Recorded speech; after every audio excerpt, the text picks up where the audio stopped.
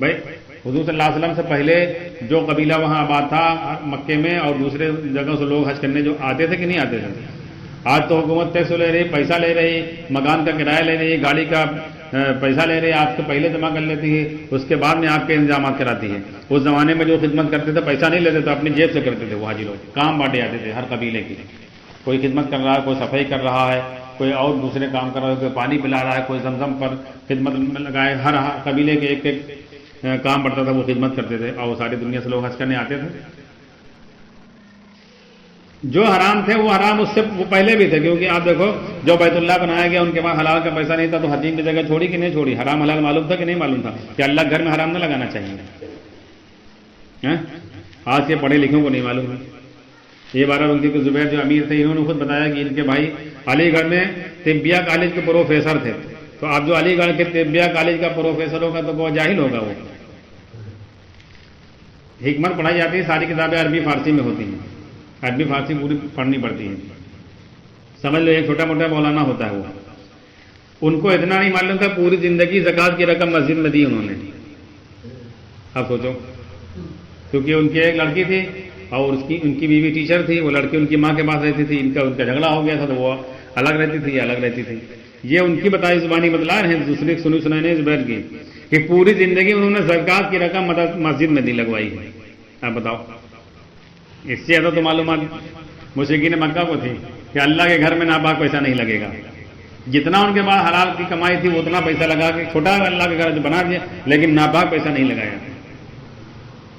تو حرام حلال اس وقت تھا کہ نہیں تھا؟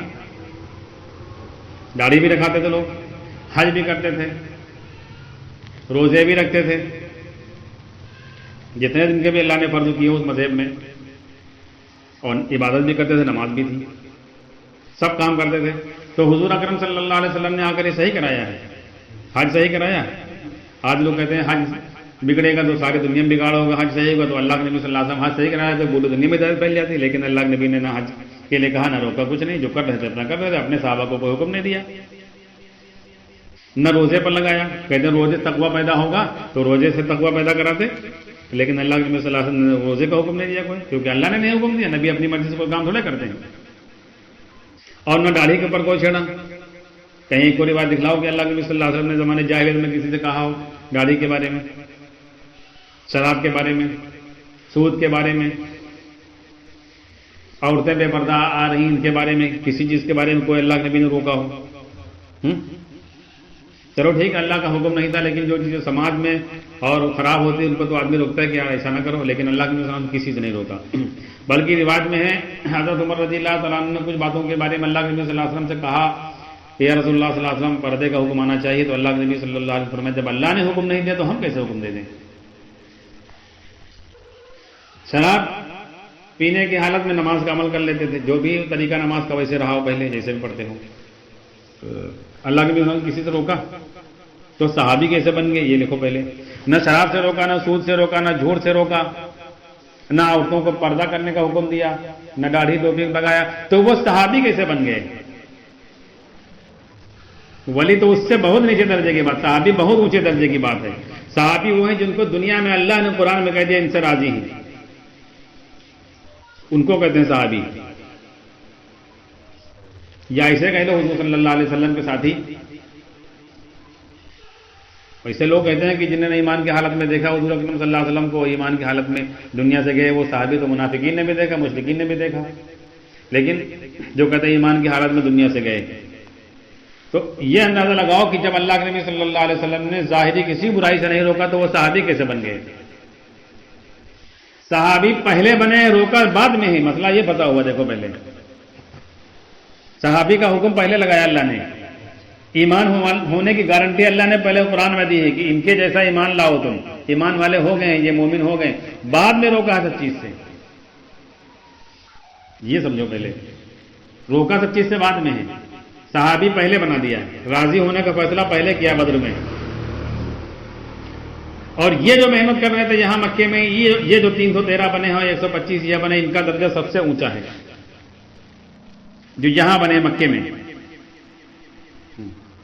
یہاں ایک دھوکہ لوگوں کو دیتے ہیں کہ اجتماعیت کے ساتھ جڑ کر چلو، اور یہ جماعت والوں کی یہ جھوٹ فریب چل رہی ہے. ان کی جماعت سے جڑ جاؤ تو اجتماعیت میں ہو.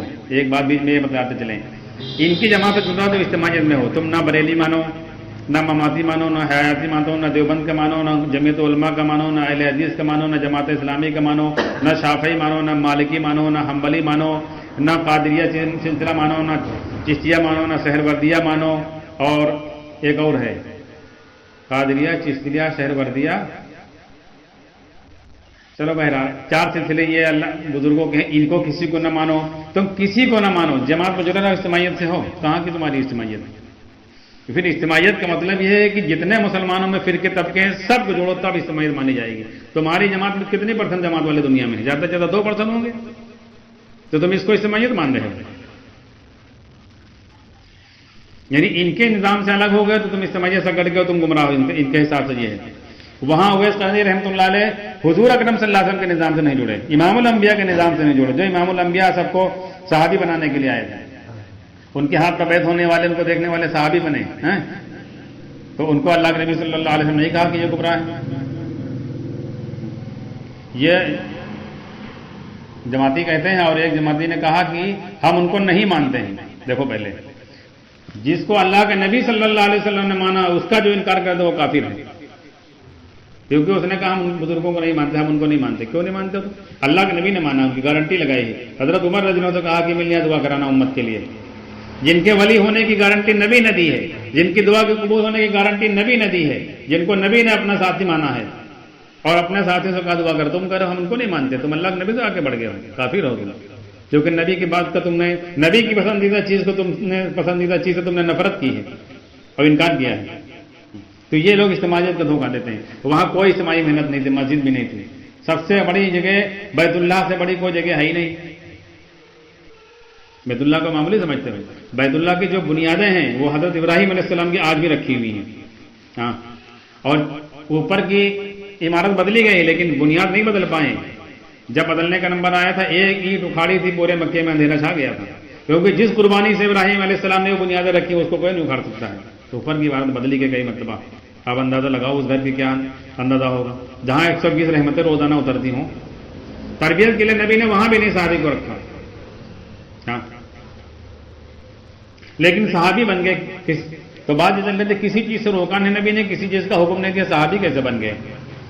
روکا نہیں, حکم بھی نہیں ہے, نہ نماز کا, نہ روزے کا, نہ حج, نہ زکات. کوئی حکم بعد میں آیا, صحابی پہلے بنے ہیں. کیسے صحابی بن گئے ہوں گے؟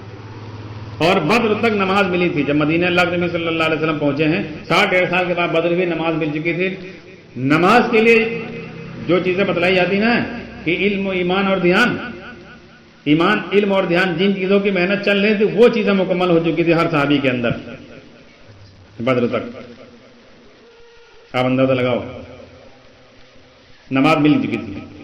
اور نماز پر اللہ نے کر کے دکھلایا یہاں صرف. اب اللہ نے کہا تم صحابی ہو, مومن ہو. اب اللہ قرآن میں آیت بتا رہے ہیں یا ایھا الذین آمنوا, یا ایھا الذین آمنوا, ایمان والے ہو. اللہ نے گارنٹی لگائی.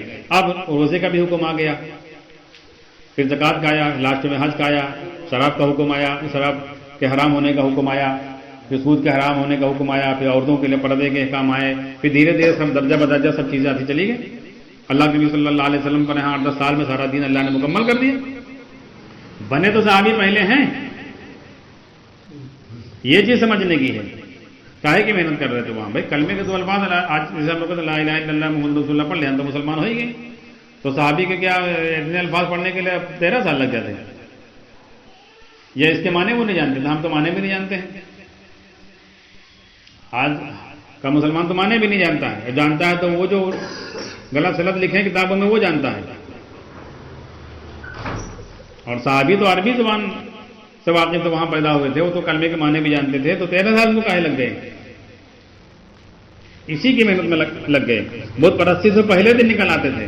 اگر یہ سمجھ رہے ہو تو بت پرستی سے پہلے نفرت ہو جاتی تھی, بت پرستی سے پہلے نکل آتے تھے, تب کلمہ قبول کرتے تھے, گواہی کلمے کی تب دیتے تھے, بت پرستی سے پہلے نکلتے تھے.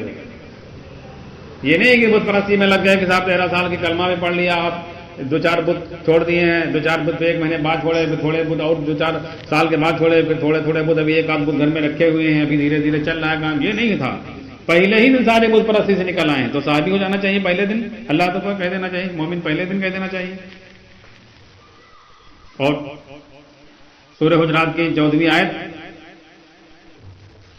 اللہ کے نبی صلی اللہ علیہ وسلم کے پاس ایک جماعت آئی جو ایمان میں داخل ہو چکی تھی اسلام میں، اور مدینے جب آئے اللہ کے نبی صلی اللہ علیہ وسلم دیکھا کچھ لوگ آ رہے ہیں، آپ باہر آئے، ملاقات ہوئی تو آپ نے پوچھا کون؟ انہوں نے کہا کہ ہم سب کے سب مومن ہیں۔ اللہ کے نبی صلی اللہ علیہ وسلم فرمایا، اللہ کے نبی صلی اللہ علیہ وسلم نے کوئی بات نہیں فرمائی، اللہ نے قرآن میں آیت اتار دی سورہ حجرات کی 14ویں آیت کہ اے نبی جی ان سے کہیے کہ کلمہ قبول کر ابھی اسلام میں داخل ہوئے، ابھی ان کے دل میں ایمان داخل ہوا ہی نہیں ہے۔ قالت الاعراب آمنا قل لم تؤمنوا ولكن قولوا اسلمنا ولما يدخل الايمان في قلوبكم، یہ کلمے کی گواہی دے کر ابھی اسلام میں داخل ہوئے، ابھی ان کے دل میں ایمان نہیں داخل ہوا۔ تو جو محنت چل رہی تھی وہ کائنات کے سارے نقشوں کو یقین نکالا جا رہا تھا کہ جہاں جہاں سے ہماری پرورش جڑی ہوئی ہے، جہاں جہاں سے تم سوچ سکتے ہو کہ یہاں سے ہمارے مسئلے حل ہو جائیں گے، وہ سب یقین نکلے۔ اور اس کے لیے اللہ تعالیٰ نے 3 سال شیخ ابی طالب میں قید کرا دیا کہ جہاں سے کوئی امید ہو سکتی تھی وہ بھی سارے ٹوٹ گئے، کوئی امید ہے ہی نہیں کہیں سے۔